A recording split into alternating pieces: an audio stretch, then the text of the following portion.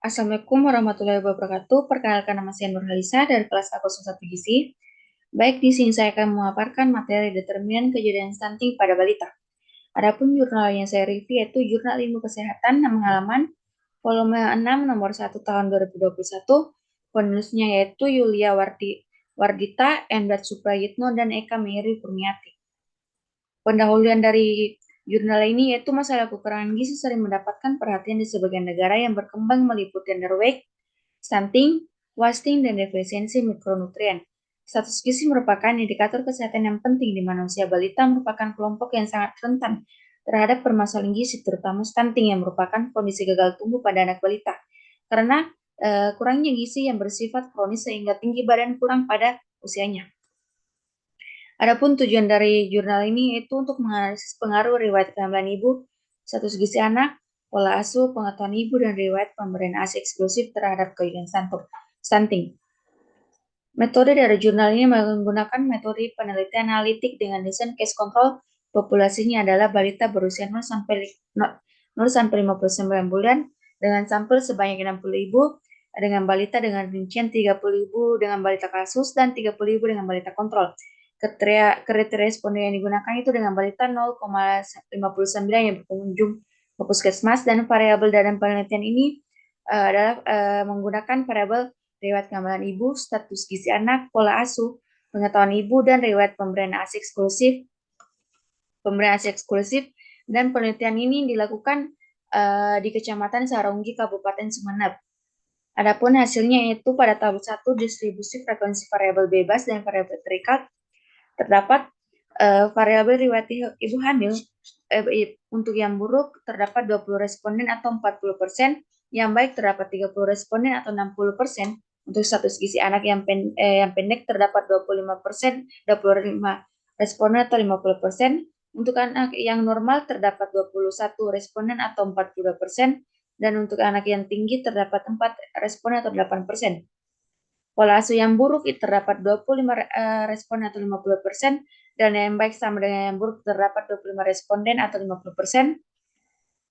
Pengetahuan ibu yang buruk terdapat 22 responden atau 44%, dan yang baik terdapat 28 responden atau 56%. Pemberian ASI eksklusif terdapat 20 eksklusif yang buruk terdapat 26 responden atau 52%, dan yang baik terdapat 24 responden atau 48%, dan yang mengalami kejadian stunting terdapat 25 responden atau 50%, dan yang tidak mengalami kejadian stunting juga sama yang mengalami kejadian stunting yaitu 25 responden atau 50%. Pada tabel 2 terdapat nilai signifikan dan besar pengaruh atau OR variabel bebas terhadap variabel terikat. Untuk variabelnya itu riwayat kehamilan ibu, status gizi anak, pola asuh, pengetahuan ibu, pemberian ASI eksklusif. Tabel 2 menunjukkan bahwa dari variabel tersebut memiliki nilai yang berpengaruh secara signifikan terhadap kejadian stunting di Kecamatan Saronggi, Kabupaten Sumeneb. Di tabel 3 terdapat Hosmer and Lemes Show Test, itu merupakan uji goodness of fit outfit test yang bertujuan untuk menguji apakah model yang dihasilkan tepat atau tidak, dan model yang dihasilkan ini tepat lalu menunjukkan hasil yaitu bahwa semakin buruk riwayat ibu hamil, maka ibu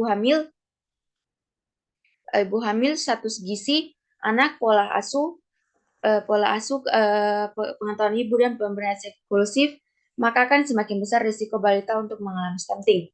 Untuk tabel 4 di model summary menunjukkan hasil bahwa kejadian ibu hamil juga berpengaruh secara signifikan terhadap stunting. Dari penelitian ini mendapatkan hasil bahwa pola asuh berpengaruh terhadap kejadian stunting, di mana mengenai pengetahuan ibu menunjukkan yaitu kurangnya tingkat pengetahuan ibu tentang stunting, dan pengetahuan ibu berhubungan dengan kejadian stunting. Pengetahuan ibu yang kurang tentang stunting dapat disebabkan oleh faktor usia dan pendidikan.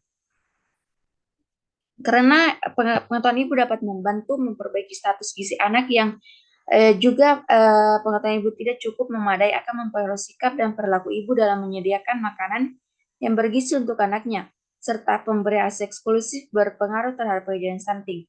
Jadi, kehamilan ibu, status gizi anak, pola asuh, pengetahuan, dan pemberian ASI secara eksklusif berpengaruh secara signifikan terhadap kejadian stunting. Adapun pembahasannya yaitu masalah gizi yang diderita balita dapat menyebabkan hasil serius bagi kesehatan dan masa depannya. Karena balita dengan status gizi kurang, maka pertumbuhannya akan mengalami keterlambatan. Tumbuh kembang anak juga yang terganggu akibat kekurangan gizi akan berlanjut hingga dewasa apabila tidak mendapatkan intervensi sejak dini. Masalah stunting pada anak menggambarkan masalah gizi kronis, di mana perilaku yang salah dalam menerapkan pola makan pada balita merupakan faktor yang menyebabkan stunting. Lalu semakin baik pola makannya, maka balita akan tercegah dari kejadian stunting.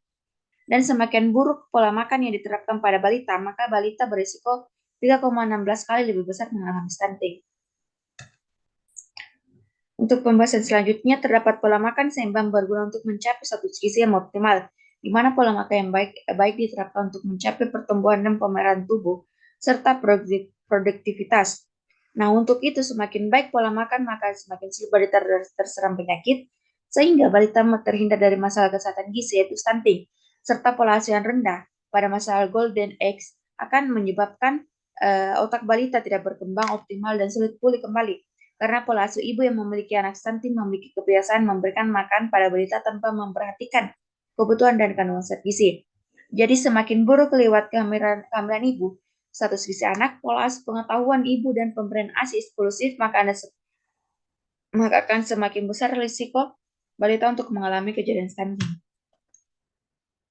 Kesimpulan dari jurnal ini, riwayat kehamilan ibu, status gizi anak, pola asuh, pengetahuan ibu, dan pemberian ASI eksklusif sangat berpengaruh secara signifikan terhadap kejadian stunting. Karena ibu hamil harus memenuhi asupan nutrisi dengan pemenuhan zat gizi yang seimbang agar bayi tidak mengalami stunting dan menambah wawasan mengenai pengaturan pola asuh dan gizi seimbang yang diberikan kepada anak.